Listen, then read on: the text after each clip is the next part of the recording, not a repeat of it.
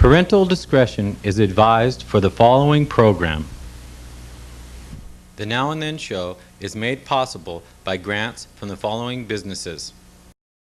King of Hearts, goldsmith, maker of fine, handcrafted jewelry. Menage a Trois, custom videography and photography, here on the North Coast. Southern Exposure, a full-service salon where people go to look good. The PM's Cafe, where late-nighters go for late-night eats. By John Chamberlain, signs, murals, and graphic arts, now located at the Casper Inn in beautiful downtown Casper. Coming to you from that changing coastal village where the future is here, but people still look back to the days when hippies roamed free and loggers once reigned supreme, where friends and foes alike still look forward to these 3 words, live from Mendocino. It's the Now and Then show, starring the omnibus of talent, the oddest of all Bobs, Odd Bob Avery, with live music from the Now and Then Orchestra. This is Meg Harris inviting you to stay tuned for the next 60 minutes and enjoy Bob's guests. Bartender Connie Dreahn, director Harry Rothman, and singer Karen Sanger. And now, here he is, a man who is so famous he can't walk down the street without getting asked for his identification. Odd Bob Avery.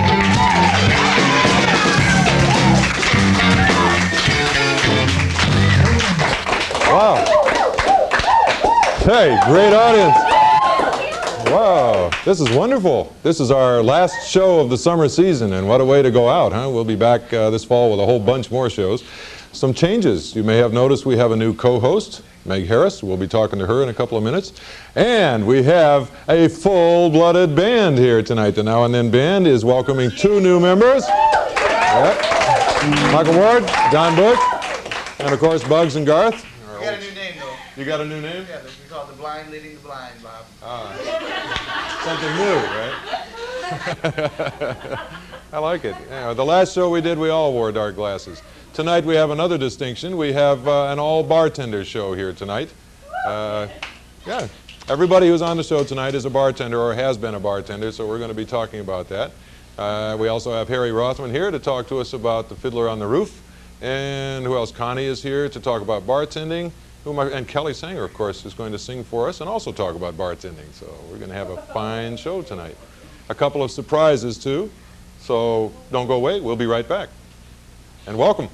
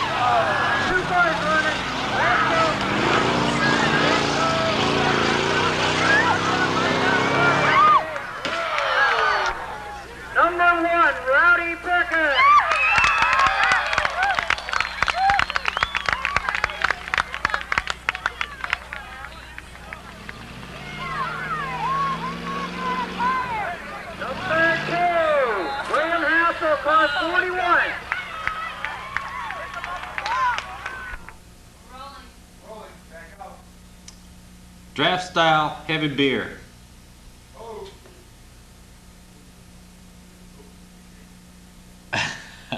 Cut. Trees, old rods, I smash cans, out before I drink them. Chocolate chip cookie commercial, take 1, action.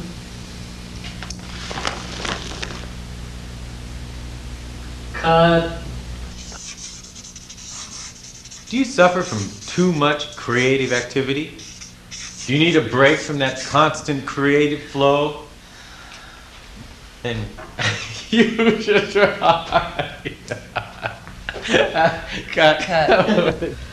I usually don't do commercials, but they gave me an offer I couldn't refuse. The taste of real salmon food.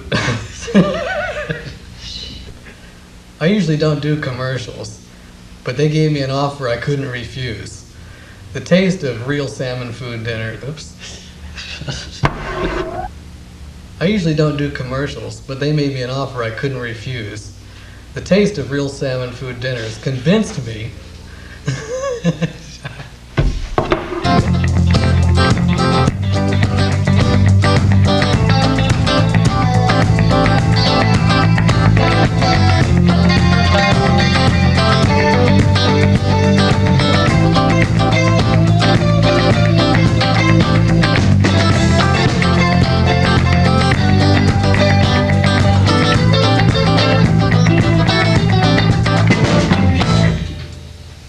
We're back.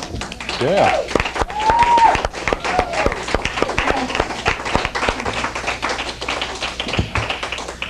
Meg Harris, our new co-host here on the Odd Bob Show, and we're delighted to have you. You may have noticed from the last commercial there that this is the Bleepers, Bloopers, and Bartenders show tonight. It's just a coincidence that everyone who's on the show tonight is or has been a bartender, and we will be talking about that. But first I want to talk to Meg a little bit about you, so people here will know who you are and what you're all about. You've been here about a year in California, right? Yeah. From Michigan. Mm-hmm. Flying. I just moved up here to Casper from Marin. Yeah, 2 months ago. I love it. Yeah, well, everybody loves it up here. This is the place to love. You were a bat trainer at one time, I understand. I wasn't a bad trainer. A train jumper. Oh, I jumped off a train one time when it was going pretty fast. And then jumped I right jumped back back on it. That's not Real an easy thing to exciting do. stuff. But you've had a lot of jobs, you said. I've had a lot of jobs. I started working when I was, the day I turned 16, and I've had a job ever since. So, And here's a new one all for you. kinds of them. Yeah, Yeah. this is a new All right. one. Well, this is wonderful. We're glad Oh, to it's have so you. fun. I'm having fun. Are you having fun? Yes. Can you see yourself there? Yes, I can Yeah. see myself. Everyone else can see you, too. I love it, too. All right. I want to do something right now that's sort of gotten to be a tradition on the show, and this is a first for you because you haven't been here before. These are letters from home, and we need to do this to satisfy the people that write these letters and also to satisfy ourselves that we are taking care of the appropriate business. So our first letter says, "Dear Odd Bob, I am writing this letter because I feel you may be able to, what? Help, since you're on TV and have such a vast audience. I'm worried about expansion." Yes, well, we do. "I'm worried about expansion and development and incorporation of our little village. What worries me is a rumor I've heard about a proposal to dam Big River in order to supply the need for water in the future. Is this true, Bob? Thank you. Smooth Water Sal from Mendocino, California."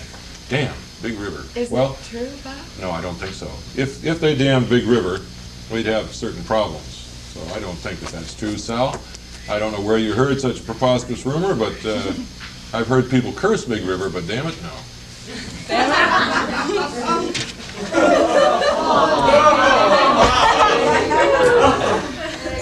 Hey, you ought to be used to this by now. "Dear Bob, I saw the last Now and Then show on July 3rd and have wondered since then, is the band leader, Louis Dimitri, all right? He was shot by those awful terrorists, and no one said what happened to him. I've heard rumors he's not on the show anymore. Sincerely, Louis the Rock, San Francisco, California." Well, Louis, it's true. He is not on the show anymore, but he is alive and well, as you should know, in San Francisco. I think he was at your wedding, as a matter of fact, so I'm surprised that you would query us in such a manner. No, for those of you who have noticed that Louis is not here, Louis has gone to San Francisco to do bigger and better things and is enjoying himself and is healthy. The terrorists did not destroy him. All right. So thank you, Louis. Yeah. And our last letter tonight, "Dear Bob, I'm only writing to convey my appreciation and wonder for the unsung heroes of the show, the production crew. Yay, yay, yay." Well, I can't read this because he's crossed it out, but I can't tell you how much I enjoy. Yeah, see this? Censored. I knew it. Censorship right here in Mendocino. Nah. "I can't tell you how much I enjoy the show and can't help but remember as I watch all the things going on behind the scenes. Thank you, crew." This is from David Carson from Lost York, USA. Wow. Very nice. I suspect something there. lost York, huh? Okay, well, that's not so bad. We have a book here from the Brooklyn Public Library. Now we know how the community school fills its shelves, right? And this one doesn't have a mark on it, but these are, one of them's a Hemingway and the other one is an unknown. I'm going to read those tonight after the show. This is another friend that I want you all to meet. This is Saint Bear, because the question is often asked, is the bear Catholic? Here he is. Okay, we're going to go away for a minute, and we'll come back and talk to Meg some more, and then we're going to see some Demolition Derby footage. So stay with us. We'll be right back.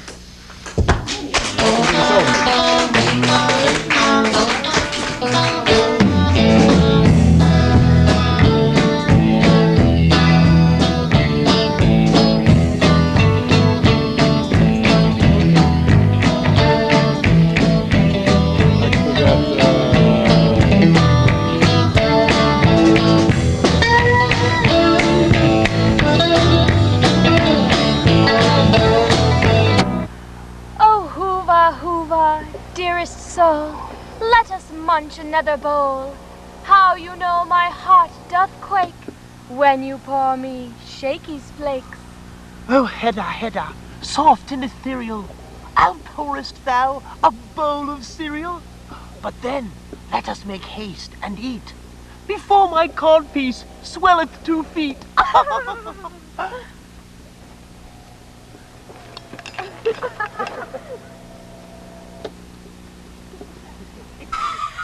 That does it! Say hello to my fry pan! That does it! Say hello to my fry pan!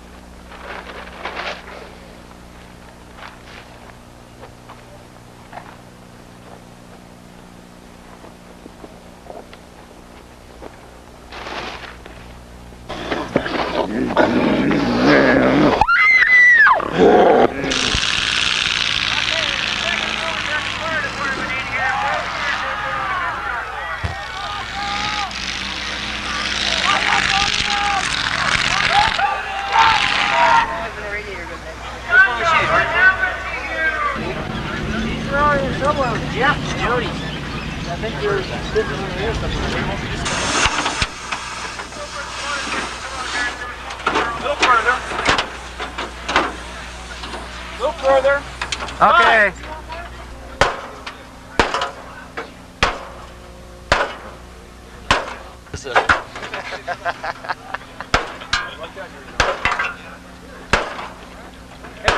Whoa, whoa, whoa.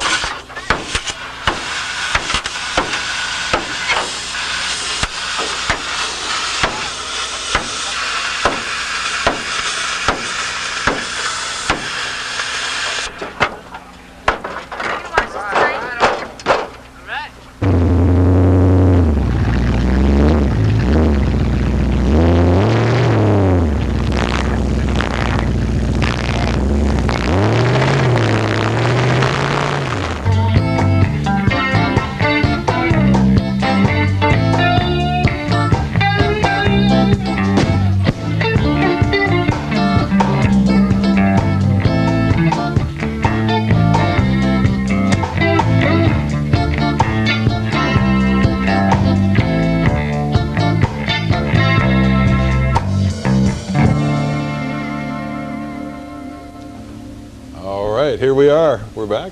Thanks, guys. I love the new sound. Really, the masters of cacophony, the Now and Then band. Guys are great. Guys are great. As promised, we're going to introduce our bartending guest, our first bartending guest this evening. It's Miss Connie Dreahn, who is a bartender at the McCollum House here in Mendocino. Connie, come on out.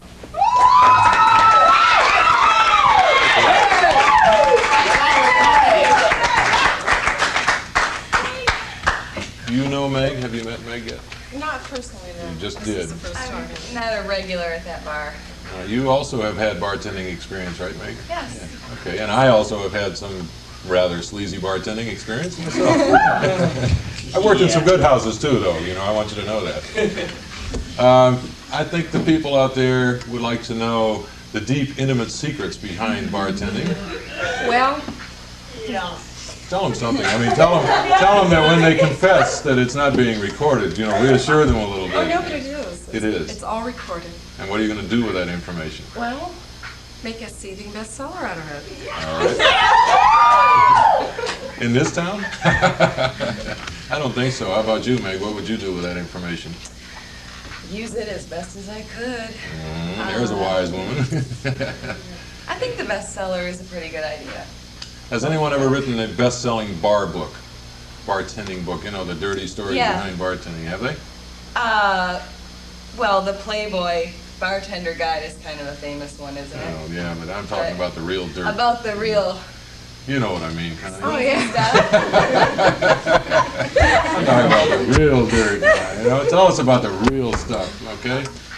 Bob, I really... You can't. Tim way. would shoot you, right? I live around here. Oh, we all live around here. Right.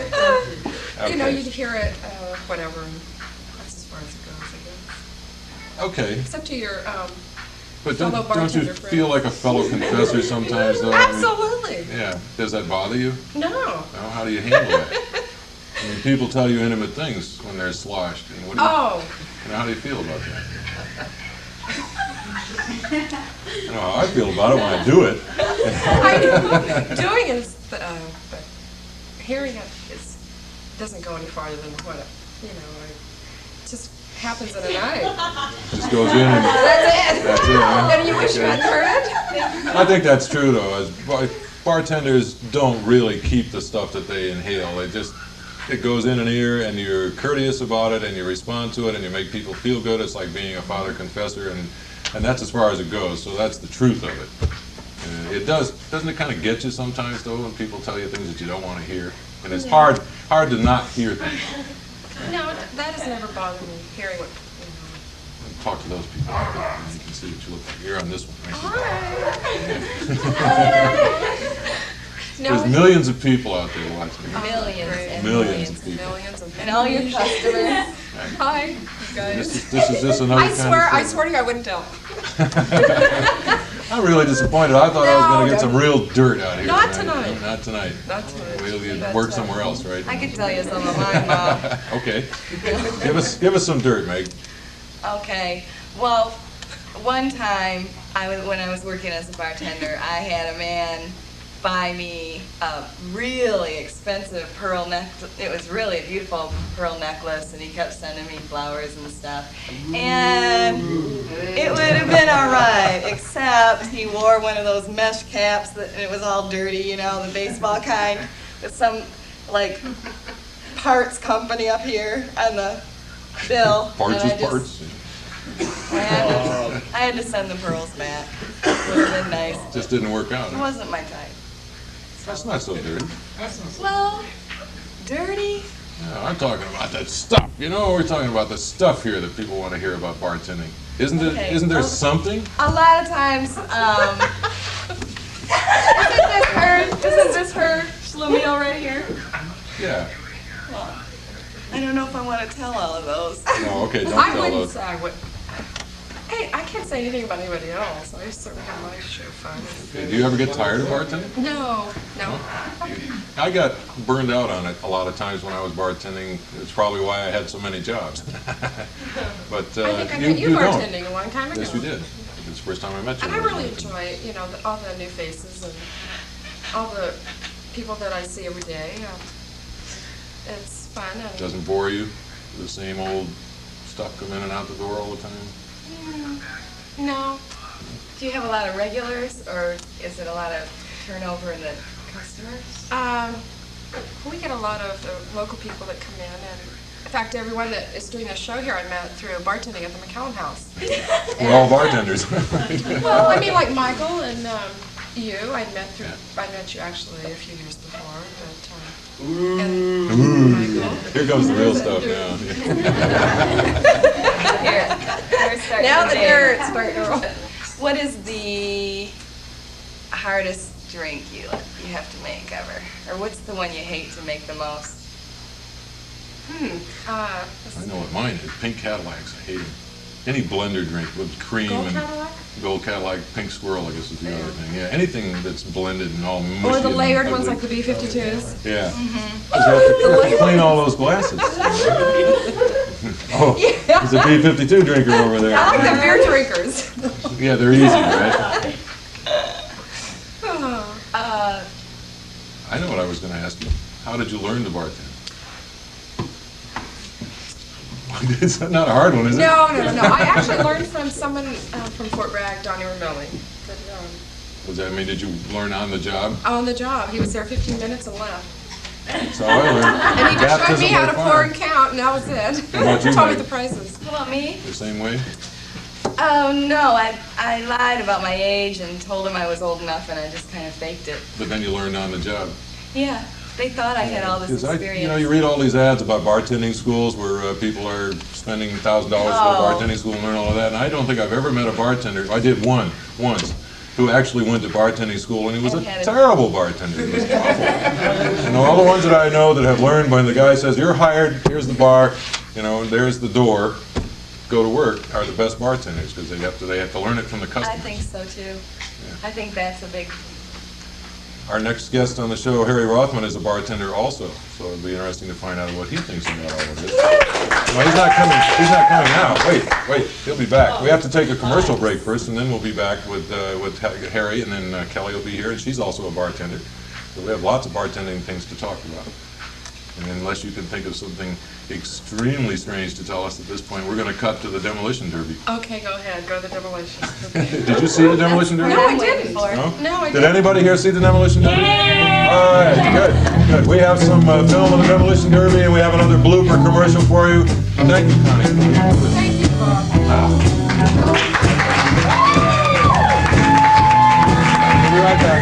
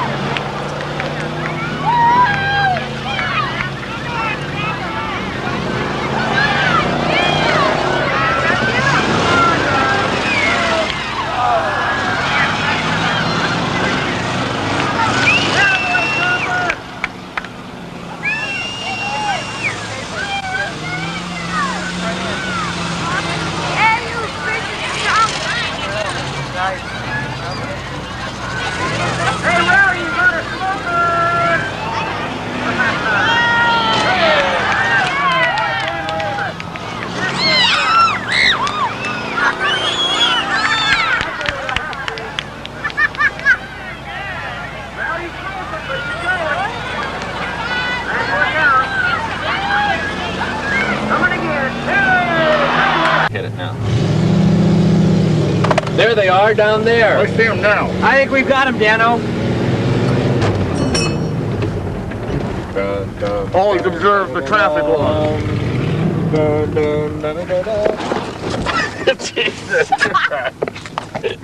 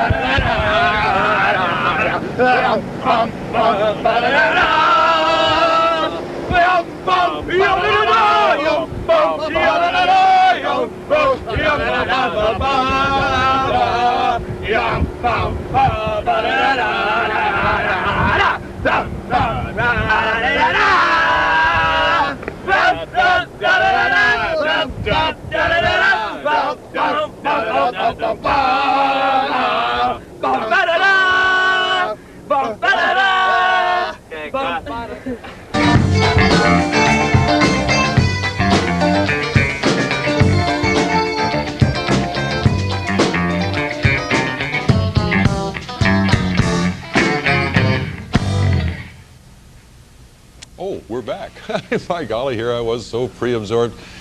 Our next guest is a fellow we're going to talk about local theater and the role of directing and the recent role of producing. But first I have to make a confession. I was reprimanded during the last commercial.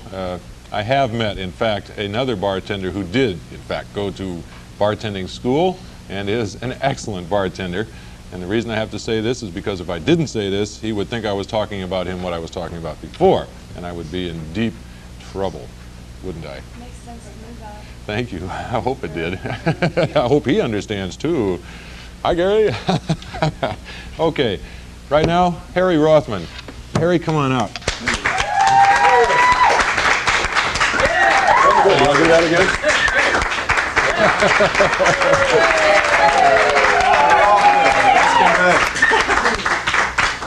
This is Meg. Meg. I had no idea that Meg was going to be here. I warned you, Meg. By the way, I went to bartending school too. You did? The Harvard bartending school. That makes three. It was a two-day Harvard bartending? Two-day seminar.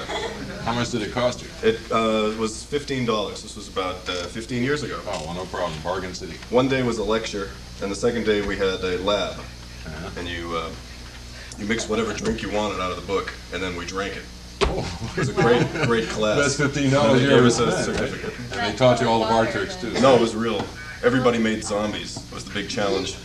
Yeah. Fun. And at the end of the class, they were all zombies. I think it was. I had a good time.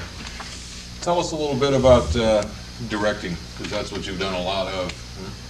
In a sense, I have. I worked with. I'm not talking about innocence. Talk to that one right over there, and then everyone will understand. Okay. They can read your lips. Well, once upon a time. Anyway, most of my directing experience up here in Mendocino has been with hit and run theater, and I wouldn't really call that directing. More animal training. Directing with hit and run was it was just kind of structuring the show and keeping things together, keeping people from going hog wild. Which is, if you've seen Hit and Run, you know. It was only marginally successful in that sense. And sometimes, so as things progressed, as we got to know each other better, and as we worked more with each other, we got better at it. And the last show we did as a group was pretty tight. It was. It was excellent. Well, it was good. And now you are producing. No. What do you mean, no? You just did. You just did Fiddler on the Roof. Well, I directed Fiddler on the Roof, but I didn't produce it. Oh, I thought you produced too. Well, I had my foot in every door, but I didn't really produce it. I directed and Lee produced. Producing is making sure that there are people for every job, making sure that there's money for every job that needs to be done, and making sure that none of the jobs go over budget, basically. Which were you lacking, expertise or money? Actually, neither this year. Interest? No. Actually, well, let's see, Fiddler on the Roof, used. There were about 100 odd people. Not unlike yourself, Bob. No, I trained them. It's one of my functions. 100 or so people that worked on the show, contributing their various creative energies towards it. And we got it together, man. You sure did. It was a fabulous show. And 30 people in the cast, and I think we're on Friday night. So the show's on tonight, tomorrow. If we're not on Friday night, if we're on the following Monday, you missed the show. Okay. I think we're on Friday night. And if we're on Friday night, then we've got tomorrow night and Sunday afternoon matinee to see the show. And I would suggest you get there early and get your tickets early because they're going fast. They probably will go fast. We've been averaging about between 250 and 300 people a show, and this closing, it's good. It's been it's been very successful. Yeah, wouldn't you guys like that? About 300 people every time you play? That'd be hot stuff. Well, let's see, we got. This isn't bad. Of course, they didn't have to pay to come in here, did they? No, that's true. Okay, so you think they should? Be a difference. Well, if they did, it might be fewer people. I don't know. What were we talking about? I forgot. We were talking about non-producing. Non-producing. Which means directing in your case. Okay, well it was quite an experience because working with hit and run theater, there's 7 or 8 people who I've worked with continuously for the last 4 or 5 years. But doing Fiddler on the Roof, there were 29 people in the original cast. Right now there's 32 people in the cast. 19 of which, of those original 29, had never been in a show before. And I think 9 of those, not 9 of those 19, but 9 of the people on the show were kids. So it was a whole new world for me. Oh, I guess. Dealing with kids was a real trip. And had some I've come to the realization after directing the show that I'll never have children, Bob. Never. Never? Never. That's becoming a big surprise to you or me. I'll never have anything to do with having believe children. me, you may change your mind. No. You might very well change your mind. I've heard other people say this too, and they wound up having children. Have you ever said this, Bob? No, I never have. Well, see? And I have one son now who's now almost 19 years old, and I wouldn't mind having some more children. I think it's great. And if anyone's interested in taking Bob up in this offer, you can write to Now and Then Show. Right to the Brooklyn Public Library. You had some glitches in the show, didn't you, this year? A few little surprises. Well, that's why we have 32 people in the show now. Yeah. It started with 29? It started with 29.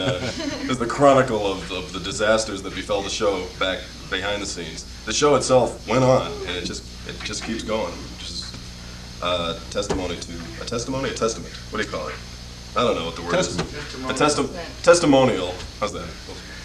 Another word comes to mind, but yeah. Well, what I'm saying is it's a credit to all the people who are in the show now. You betcha, and to the director, and, keeping it together, and the producer. Yeah. And all the people, everybody. It's a credit to every bloody person in this community because it's been a massive effort. It really has. But we started out, the second weekend, one of the women in the show stepped on a sharp metal rusty object outside her house and ripped her foot open. Ow. It's going to be very exciting. After the second weekend, a member of our cast got beat up and had his foot broken. At which point he was playing 2 parts. So.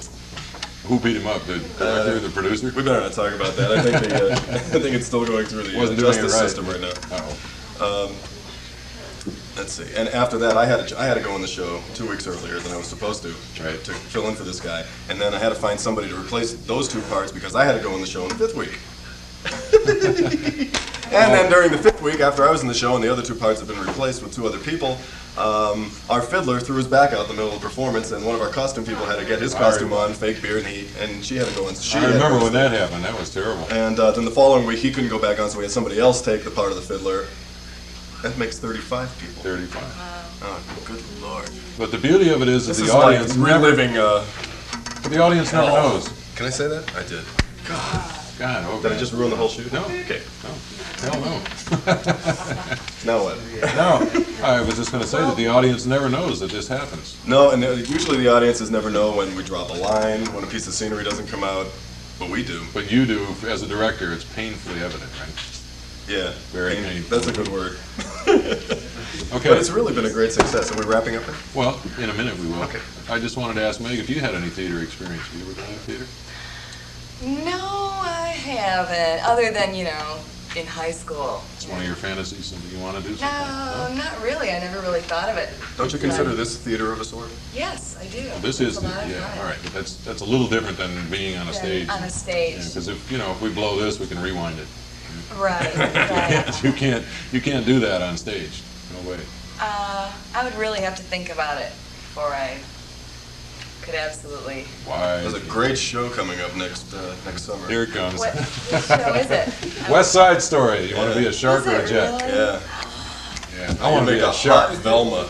Okay, we got to move along here. The production person back there is telling us that it's time for us to have another blooper commercial and some more footage from the intersection of Highway 1 and 20. So we'll be right back.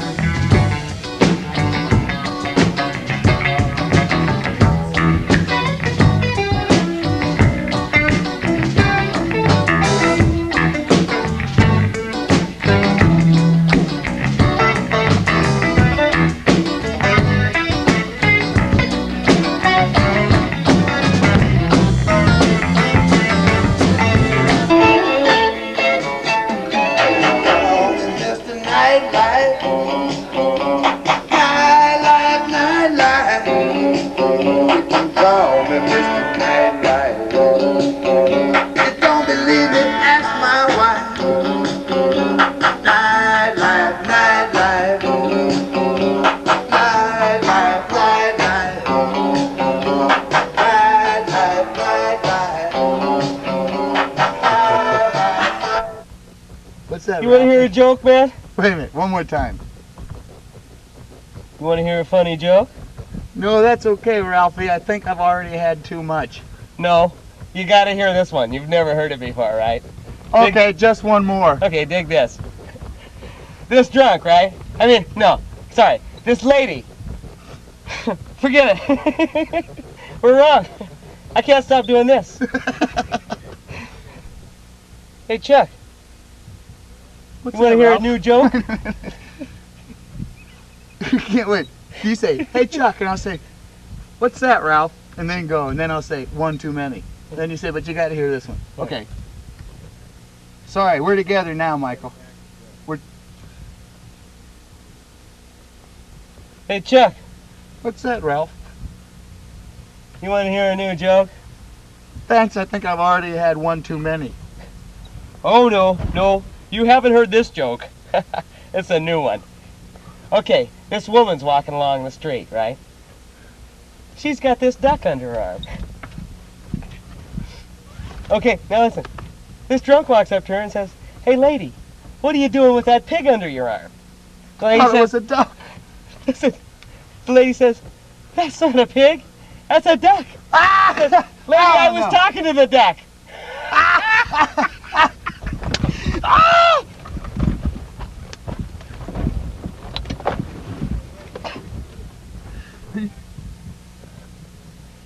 Hey, Chuck. What's that, Ralphie? I got this great joke for you. I think I've already had one too many. No, this is really funny. Come on. Okay, just one more. Okay. Now dig this. This lady, she's walking along the street, right? She's got this duck under her arm. This drunk walks up to her, and he says, hey, lady, what are you doing with that pig under your arm? I thought it was a duck. Come on, wait for the punchline, would you? The lady says, hey, that's not a duck. I mean, that's not a pig, that's a duck. And you're a screwball. No. Come on, we got to get this one right. Oh, we were almost there.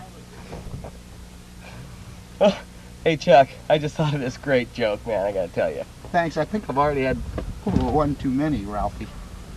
Oh, no, this one you haven't heard before. Dig this. This lady, she's walking along, you know.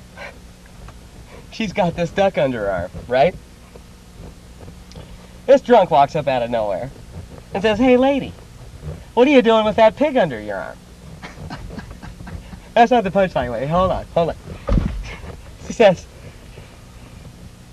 that's not a duck. He says, lady, I was talking to the pig. A total mutilation of the joke.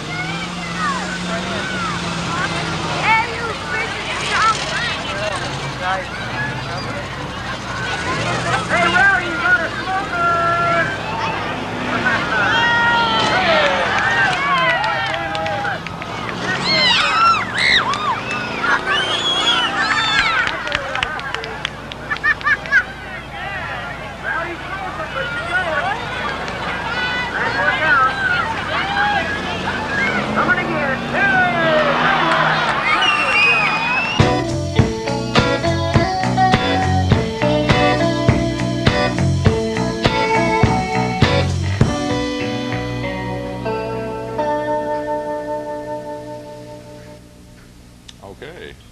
That was a little different, huh? Nice. Very nice. Boy, I like this band a lot. We got a special treat coming up right now in the show. I'd like to introduce to you Kelly Sanger, who is a fine singer, a songwriter, and she's going to perform for you right now a song that she wrote herself and is written for bartenders, she said. So here she is, Kelly Sanger.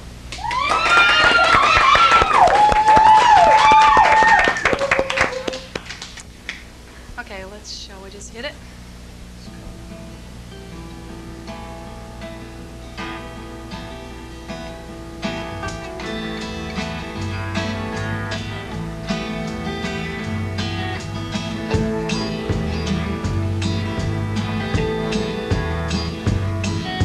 A red padded bar stool and a hot game of cold pool.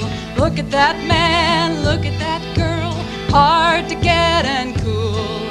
They're telling their stories, giving their lines. They know what they're doing, they do this all the time. There's a crowd and a cigarette cloud hanging in the air. Now the girl is leaving with that man, her boyfriend, he don't care. Gordy's emptying the ashtray and he's mopping down the bar, and he's thinking that that SOB has finally gone too far. Some nights it's plain lousy, other nights it's fun, but you gotta be cool 'cause you never can tell who's carrying a gun.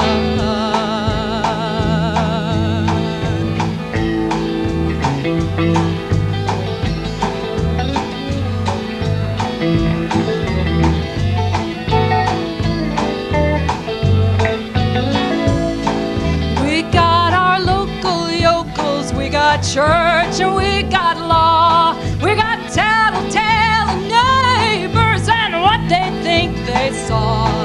That cheating man with his roving eyes, girls in tight jeans, weaving lies. They're happy and high and horny as hell, easy to kiss, it's easy to tell. A red padded bar stool and a hot game of cold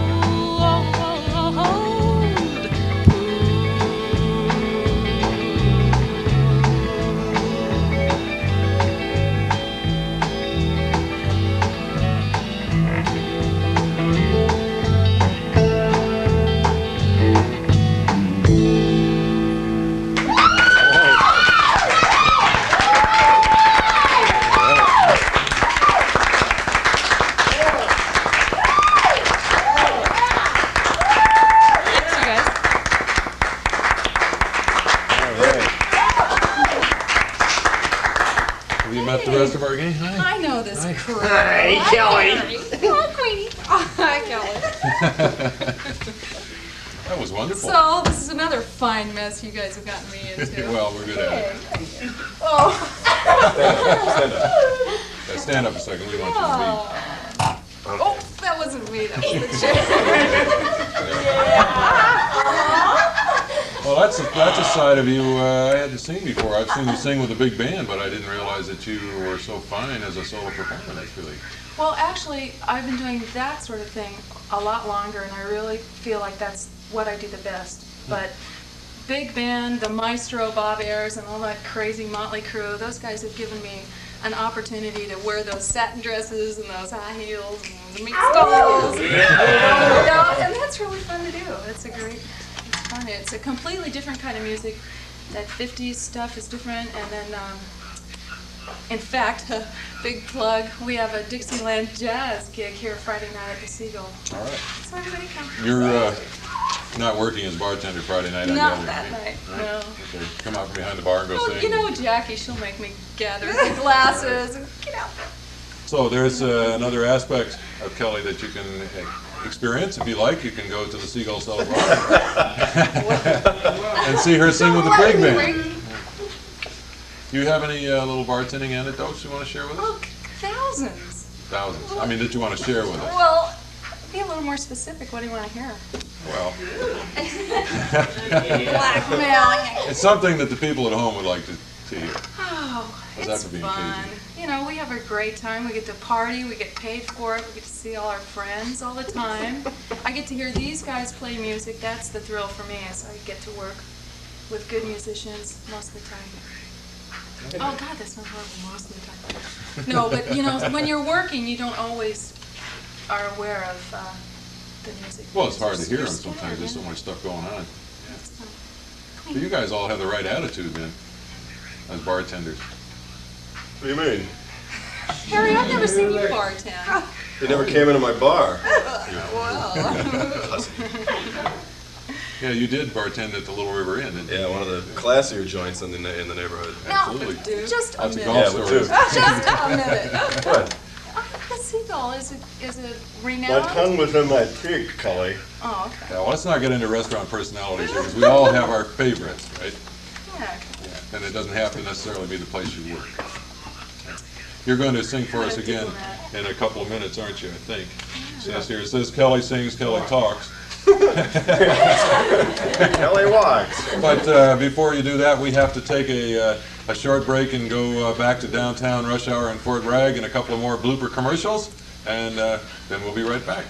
So thank you. Hi, Kelly.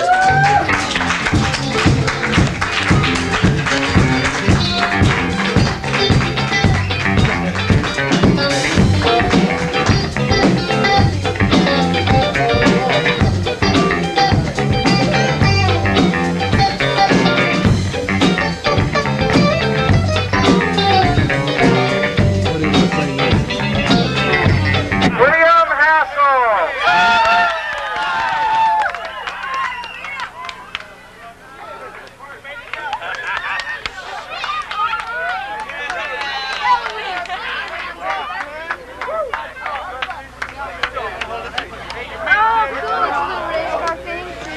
Pretty good. Don't let Eloise have it because she'll drop it. In my heart, you are the champ. Wow. Yeah? Very nice. You think you need a shower? Can I get a picture with the champion? Yeah. All right. All right.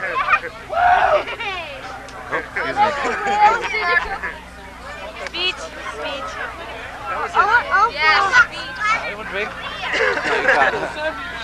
Third place, huh? Yep, third place. Not too bad for a rookie.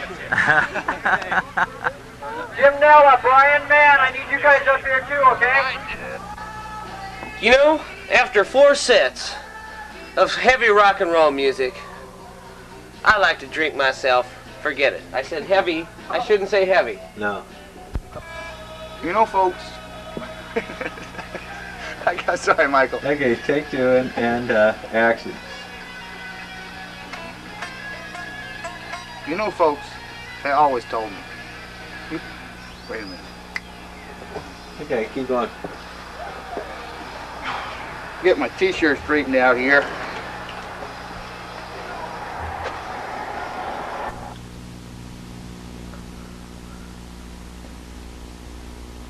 Heavy.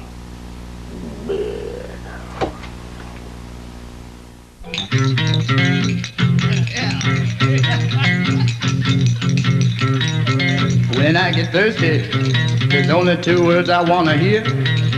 When I get thirsty, bring me that heavy beer. Heavy, heavy, heavy, bring me that heavy beer. If you ain't got no heavy, I'm gonna get on out of here.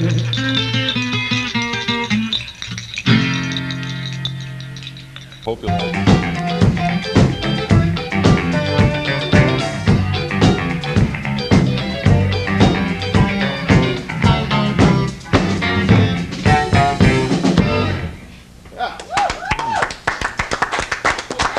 A never-ending variety. Amazing. Absolutely amazing. Well, that's bringing us to the end of our last of our summer shows on Now and Then Show, and that's why we call it the Now and Then Show. It is Now and Then. Our next show, the beginning of the fall season, will be on sometime around September 20th. So I hope you'll all be back with Meg and myself for that. And Right now I'd like to thank our guest tonight, Harry Rothman. Thank you, Bob. Thank you. Thank you. And don't forget, it's this, if this goes on Friday night, then it's tomorrow night, which is August 30th. Will be on Friday. Definitely. Tomorrow night, August 31st, 8 o'clock at Cotton Auditorium. And Sunday, September 1st at 2 o'clock, Cotton Auditorium in Fort Bragg, Fiddler on the Roof. That's a plug. That's a plug. And Connie Dreahn, I want to thank Connie for being with us tonight and sharing some of her bartending expertise with us. Yay, Connie. All right. And of course, Kelly Sanger, who we're going to hear from right now. She's got a song to perform for us that she wrote for loggers. That's what she said. Yeah. She wrote it for loggers. That's another industry we're familiar with. And Meg, it's a pleasure having you. Oh, it's been a lot of fun. Yeah, so we'll be back next time around the 20th. Okay, so here she is, Kelly Sanger, to sing for us one more time. Here's Kelly. Just before we start this one, I'd like to say thank you to this very professional band. No rehearsal, they just picked up the song like that, and what you hear is what you have. Yeah. So, thanks, guys. That's our boys. It's real fun. It's fun to play. Okay, this is for all you Fort Braggers out there.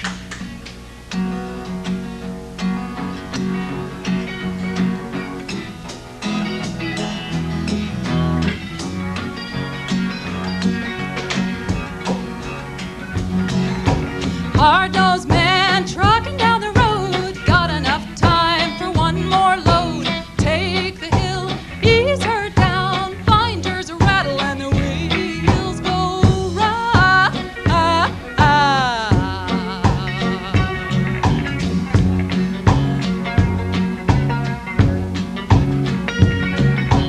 Bully buck belly up to the bar, hang your hat on a shooting star, looking for a woman with innocent eyes, ruby lips and tight Levi's.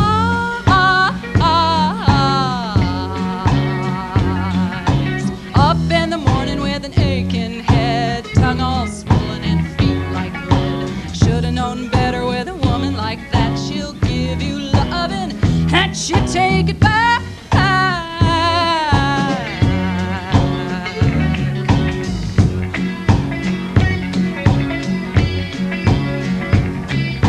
Sunday morning football game canceled on account of rain. Calling that girl in the faded jeans. Nobody answers. You guess what it means.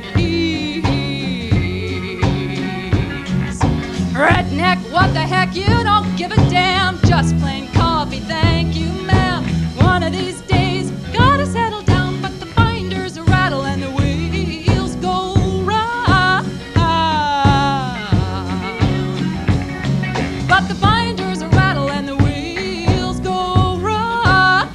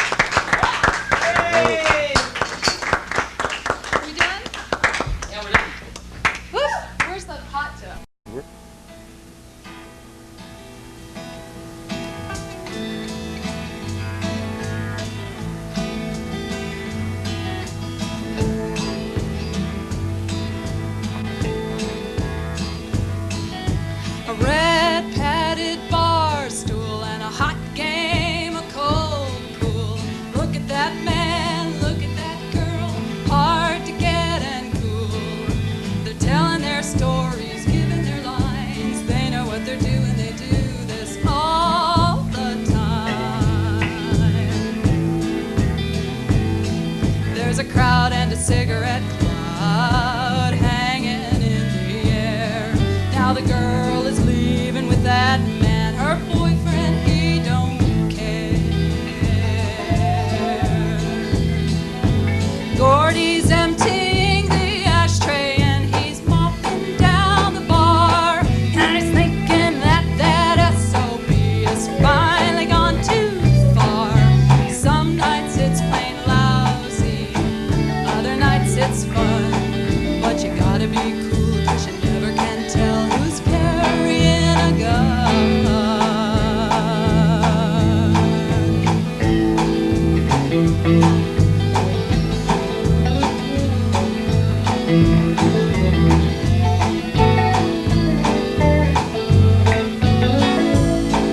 We got our local yokels, we got church and we got law, we got tattletale neighbors and what they think they saw.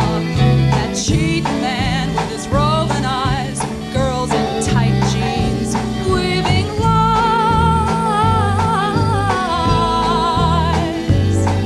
They're happy and high and horny as hell, easy to kiss, it's easy to tell. A red padded bar stool and a hot game of cold.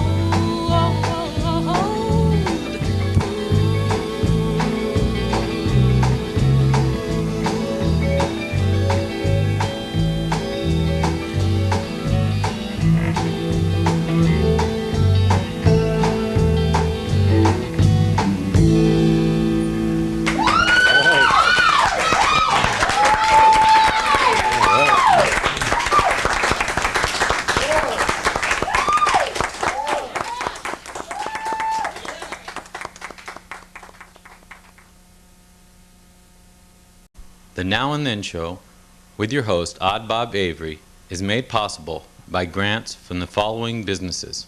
The King of Hearts, goldsmith, maker of fine, handcrafted jewelry. Menage a Trois, custom color and black and white darkroom service, custom photography and videography. Southern Exposure, a full-service salon where people go to look good. The PM's Cafe, where late-nighters go for late-night eats. By John Chamberlain, signs, murals, and graphic arts, now located at the Casper Inn in beautiful downtown Casper.